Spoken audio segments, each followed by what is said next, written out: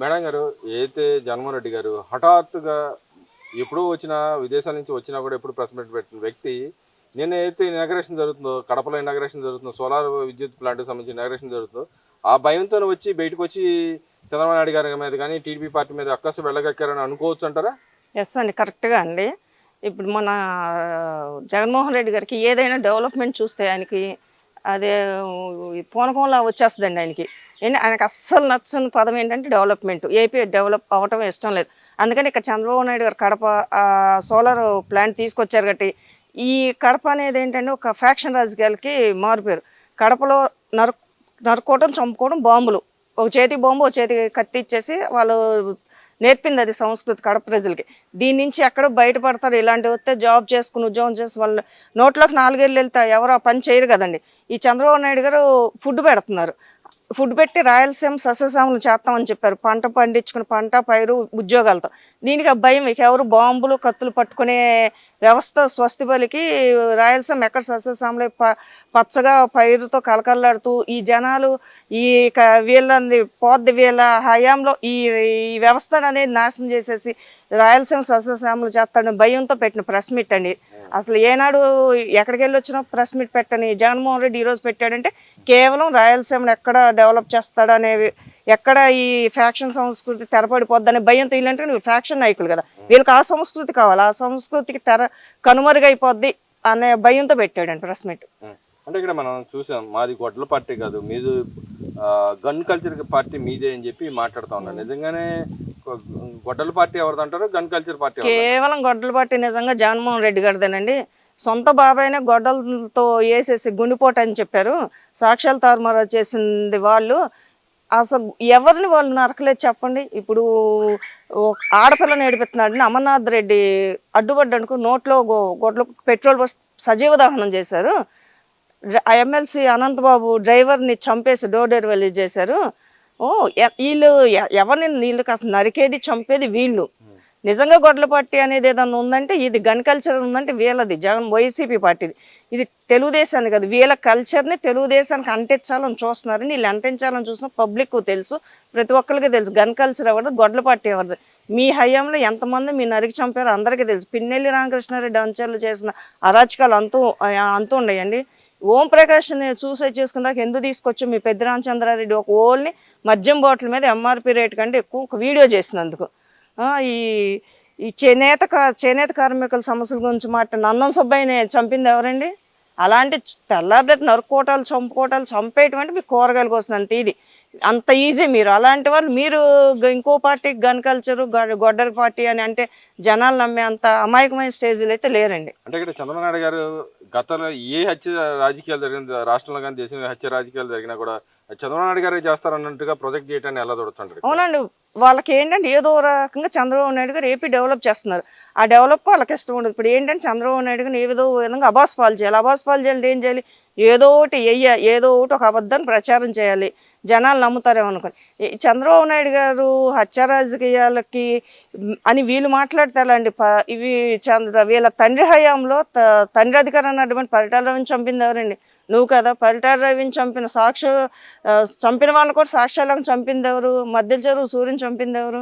జైల్లోనే చంపావు. మద్దెల చెరువు సూర్యుని, మొద్దు శ్రీని వీళ్ళందరం చంపింది నువ్వు. ఒక పరిటాల రవిని చంపింది కాక ఆయన హంతకులను కూడా సాక్ష్యం లేకుండా చంపావు. గన్ కల్చరు, గొడ్డల పార్టీ, కత్తులు పెట్టి బెదిరించి భయపెట్టి చంపేది మీ పార్టీ. మీరు దాన్ని ఏదో చంద్రబాబు నాయుడుకి రుద్దారంటే ఆకాశం మీద ఉమ్మేయటమైన అది వచ్చి మేము ఆనేపడుద్ది. మరి ఇక్కడ ఇంకో పక్కన లక్ష్మీపార్వతి కూడా మాట్లాడుతుంది ఈరోజు. ఆమె వచ్చి కూడా ఏదైతే చంద్రబాబు నాయుడుకు వెన్నుపోటు పొరవటంలో అటు పెద్ద ఇంటి అని మానసిక శోభకు గురి చేసి ఆయన హత్య చేసింది చంద్రబాబు నాయుడు అని చెప్పి మాట్లాడుతుంది. ఇంకో పక్కన కూడా ఏముంటుందంటే ఏదైతే నువ్వు హత్య రాజకీయాలు ప్రోత్సహిస్తావో దాన్ని డైవర్షన్ చేయడానికి కోసమే నిన్నగా మొన్న ఏదైతే మన వైజాగ్ సంబంధించిన ఏదైతే డాక్టర్ ఉన్నాడో డాక్టర్ సుధాకర్ ఇది నువ్వు చేసావని చెప్పి మాట్లాడుతుంది. ఎలా చూడొచ్చు అంటారు?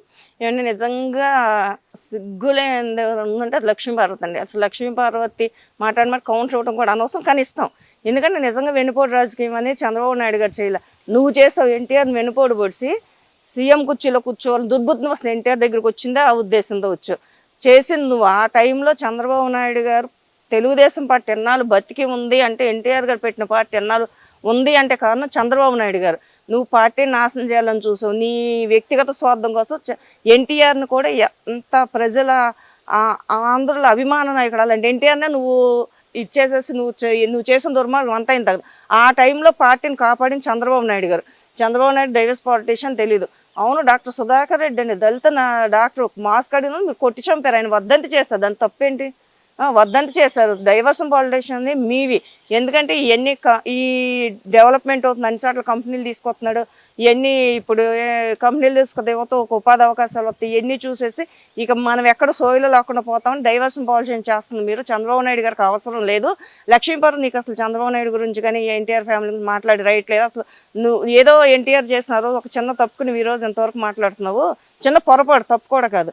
నువ్వు ఆయనకు భాషాభిమానం ఉంటే ఆ భాషాభిమానంతో ఆ తెలుగు భాషతో ఆయన్ని మెస్మరైజ్ చేసి ఆ కుటిలత్వంతో నువ్వు ఎన్టీఆర్ దగ్గరికి వచ్చావు, ఎన్టీఆర్ కుటుంబాన్ని రోడ్డు మీద పెట్టావు.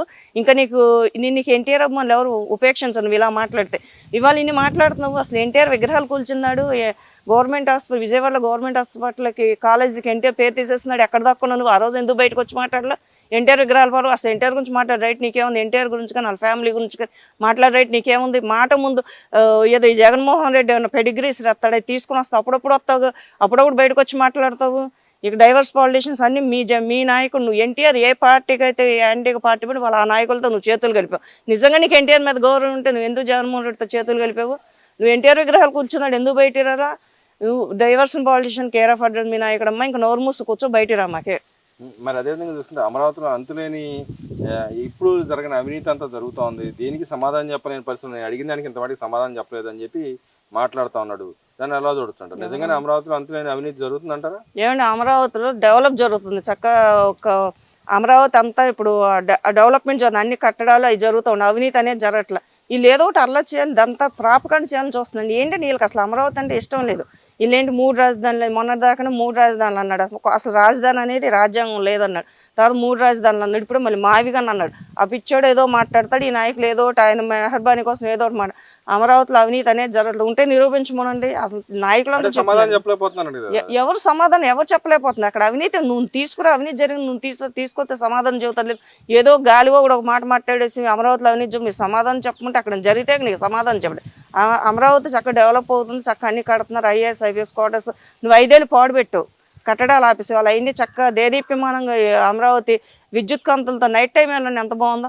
అలాంటి అమరావతిలో నువ్వు అవినీతి జరిగిందని నువ్వు చెప్తే సరిపోదు, ఉంటే నిరూపించు. అవినీతి జరిగిందని ఎలా చెబుతు నిరూపించుతారు, సమాధానం చెప్తారు. మరి ఈ రోజు పిల్లలు కనమని బలవంతం పెట్టి మహిళలను కించపరుస్తూ ఉన్నాడు చంద్రబాబు నాయుడు అని చెప్పి మాట్లాడతాం. ఏమంటే పిల్లల్ని కనమని ఆయన ఏం బలవంతం పెట్టాల. ఏమంటే వాళ్ళ రాష్ట్రంలో ఉన్న పరిస్థితులను బట్టి మాట్లాడు. ఒకప్పుడు జనాభా పెరిగిపోయేవాడు, అప్పుడు ఒకళ్ళు ముద్దు ఇద్దరే అన్నారు. ఈ రోజు ఏంటంటే జనాభా లేదు కాబట్టి, ఇప్పుడు జనాభా ఉంటేనే కదండి రాష్ట్రంలో ఏదైనా కంపెనీలు వచ్చినా జాబ్ చేసినా కించపరిచి ఆయన ఏంటంటే ఇప్పుడు ఉండే పరిస్థితిని బట్టి పిల్లల్ని కనండి. జనాభా తగ్గిపోతుంది, జనాభా తగ్గితే రేపేమైనా ఇప్పుడు కంపెనీలు వచ్చి జాబ్ చేయాలన్నా దేనికైనా ఇది ఇబ్బంది అవుద్ది కాబట్టి కనండి. మీరు 3వ పిల్లల్ని 4 కనండి, ఇబ్బంది లేదండి. బలవంతానే మీ మెడ మీద కట్టి మీరు కనమని చెప్పి మన ఇష్టం అండి. కనపోతే ఆయన ఇచ్చేస్తా, మీరు కనండి అన్నాడు. అంత లేదండి జనాభా పాపులేషన్ కొరకు కనండి. 3వ పిల్లల కన్నా 4 కనండి కంటే ప్రోత్సాహం ఇస్తా అన్నాడు. 3వ పిల్లకి 30,000, 4 కంటే 40,000 ఇస్తా అన్నాడు. అంతేగాని మెడ మీద గారి మీరు కనండి కనాల్సిందే జీవో తీసుకొచ్చాడా? మా ఆయన ఇప్పుడు ఉండే పరిస్థితిని బట్టి చెప్పాడు, అది ఎవరిష్టం వాళ్ళది.